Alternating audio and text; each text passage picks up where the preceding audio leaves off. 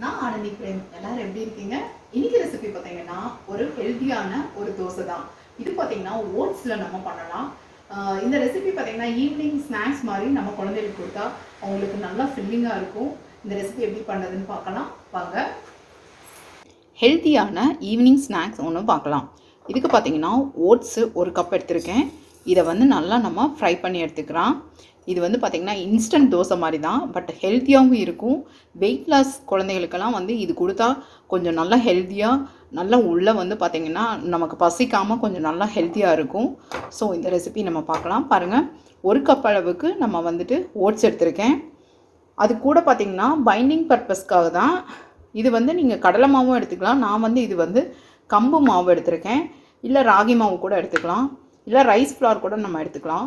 ஒரு கால் கப் அளவுக்கு கூட இதே மாதிரி கால் கப் அளவுக்கு ரவை, ரோஸ்டட் ரவை எடுத்துக்கலாம்.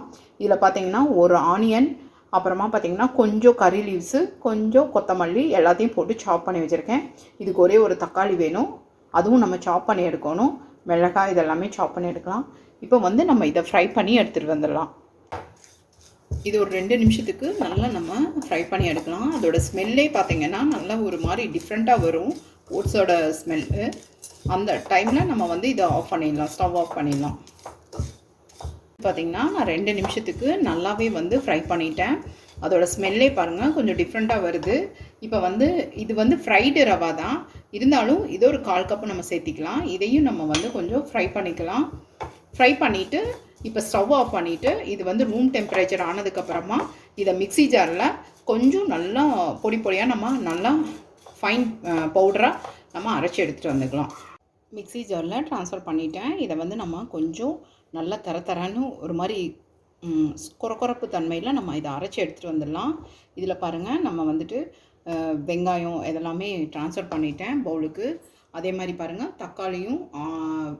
தக்காளியும் பச்சை மிளகாயும் சாப் பண்ணி வச்சிட்டேன். அதையும் நம்ம இதில் சேர்த்திடலாம்.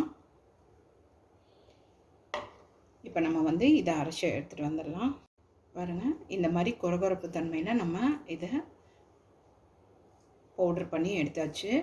இப்போ வந்து இதில் நம்ம ட்ரான்ஸ்ஃபர் பண்ணிக்கலாம்.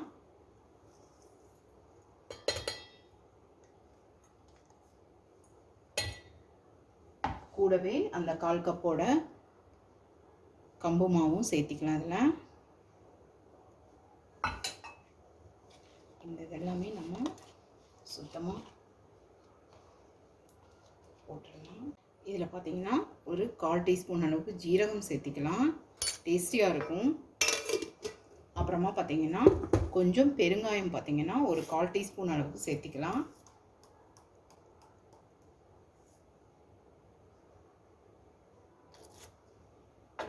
அளவுக்கு மஞ்சள் தூளும் 1/4 டீஸ்பூன் அளவுக்கு மிளகாய் தூளும் ஆட் பண்ணிடலாம்.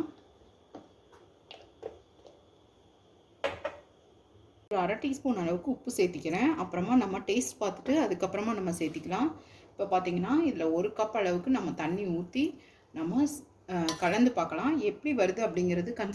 கன்சிஸ்டன்சி எப்படி வருது அப்படிங்கிறத பார்த்துட்டு தேவைப்பட்டால் நம்ம தண்ணி சேர்த்திக்கலாம். அதில்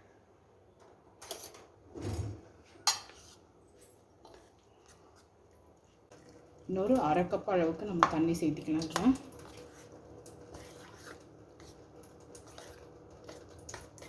போதும். இது ஒரு 10 நிமிஷத்துக்கு நம்ம வந்து வெயிட் பண்ணலாம். அப்போ தான் வந்து தோசை சூப்பராக வரும்.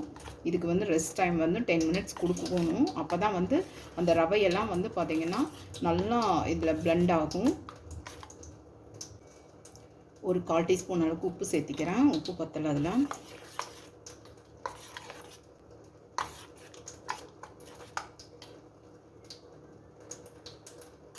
இதை வந்து க்ளோஸ் பண்ணி வச்சிடலாம் ஒரு 10 நிமிஷத்துக்கு.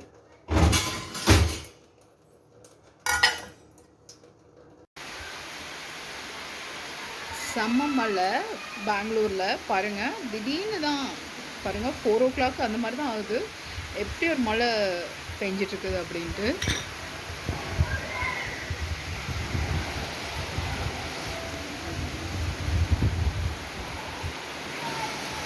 இது பாருங்கள், மாவு நல்லா திக்காக இருக்குது. இப்போ ஒரு 10-15 நிமிஷமே நான் வந்து ஊற வச்சிட்டேன். இது கூட ஒரு 1/4 கப் அளவுக்கு நம்ம தண்ணி சேர்த்திக்கலாம். பாருங்கள், நல்லா பிளெண்ட் ஆகிருக்குது.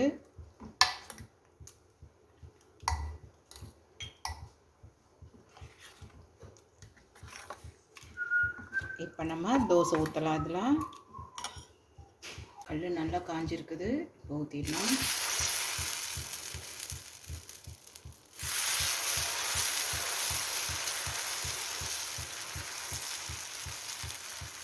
இது 1 2 சாப்பிட்டாலே பாருங்கள் நல்லா ஃபில்லிங்காக இருக்கும். குழந்தைகளுக்கு எப்பயுமே எண்ணெய் பதார்த்தமாக இருக்கிற மாதிரி ஸ்நாக்ஸே கொடுக்காம இந்த மாதிரியும் நம்ம கொடுத்தோம் அப்படின்னா அவங்களுக்கு வந்து நல்லா ஹெல்த்தியாகவும் இருக்கும். இப்போ இதை சுற்றி நம்ம எண்ணெய் ஊற்றிக்கலாம்.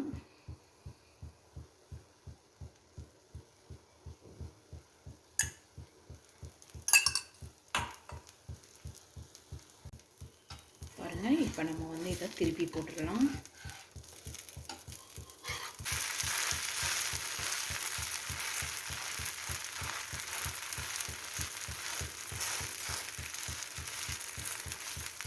நல்ல ஒரு அடை தோசையோட ஸ்மெல்லே வருது. ரொம்ப யம்மியாக இருக்கும் இந்த தோசை.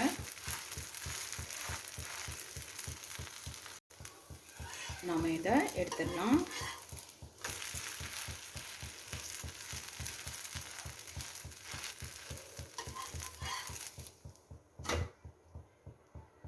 இன்னொரு தோசையும் ஊற்றிடலாம் நம்ம.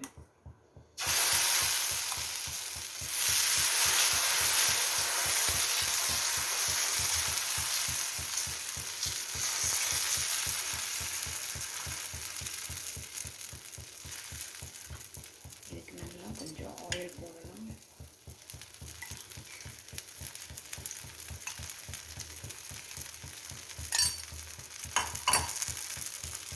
நம்ம யம்மியான ஹெல்த்தியான ஈவினிங் ஸ்நாக் ரெடி ஆகிடுச்சு. இந்த ரெசிபி பிடிச்சிருந்தது அப்படின்னா லைக் பண்ணுங்கள், ஷேர் பண்ணுங்கள், நம்ம சேனலை சப்ஸ்கிரைப் பண்ணுங்கள். தேங்க்ஸ் ஃபார் வாட்சிங்.